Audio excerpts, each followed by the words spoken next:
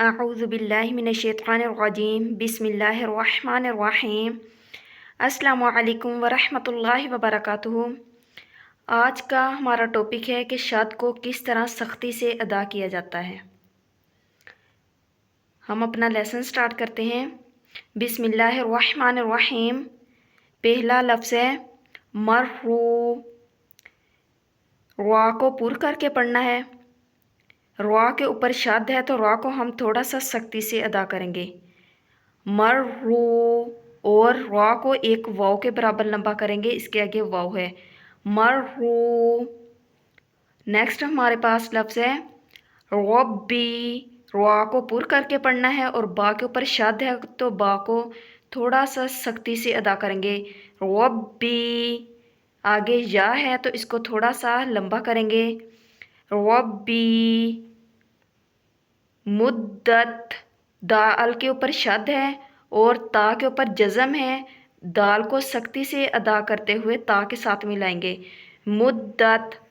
Next ہمارا ہے حقت۔ قاف کو گلے سے نکالنا ہے، پر کر کے پڑھنا ہے اور قاف کے اوپر شد ہے تو اس کو سختی سے پڑھیں گے، حقت۔ خوا کو پر کرنا ہے، خفت، تبت، تخلت۔ خوا کو پر کرنا ہے اور لام کو سختی سے ادا کرنا ہے۔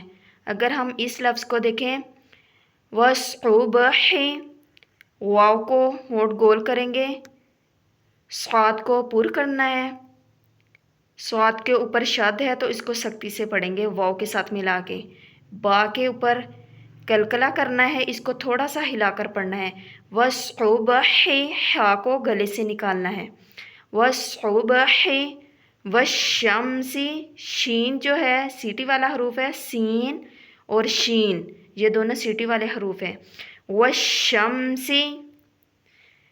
نون کو دیکھیں، نون کے اوپر جب شد ہوتی ہے تو اس کو تھوڑا سا سختی سے ادا کرتے ہوئے ناک سے آواز نکالتے ہیں اور اس طرح گننا ہوتا ہے، فَإِنَّ۔ اگر نون کو لام سے ملائیں تو فَإِنَّ الْجَنَّةَ، نون کے اوپر گننا کرنا ہے اور اس نون کے اوپر بھی گننا کرنا ہے، گننا کے لیے ناک سے آواز نکالی جاتی ہے، فَإِنَّ الْجَنَّةَ إِذَا السَّمَاءُ انشقت۔ میم کے اوپر مد ہے تو بڑی مد ہے، اس کو 5 الف کے برابر لمبا کریں گے، اِذَا السَّمَاءُ انشقت۔ مَطَارِقُ مِن شَرِّ الْوَسْوَاسِ الْخَنَّاسِ، نون پر گننا کرنا ہے، شرِّل، را کے قاعدے کے مطابق را کے نیچے زیر ہے تو ہم اس کو باریک پڑھیں گے، شرِّل، واو کے لیے ہونٹ گول کیے جاتے ہیں، وَسْوَاسِ الْخَنَّاسِ۔ خوا کو پر کر کے پڑھنا ہے اور نون کے اوپر گننا کرنا ہے اور نون کے اوپر شد ہے، اس کو تھوڑا سا سختی سے ادا کرنا ہے، من شر الوسواس الخناس۔ اس طرح اس پوری تختی کی پریکٹس کریں تو پھر ہی ہماری تجوید اچھے طریقے سے ہوگی، جتنا آپ پریکٹس کریں گے آپ کی تجوید اتنی ہی زیادہ اچھی ہوگی۔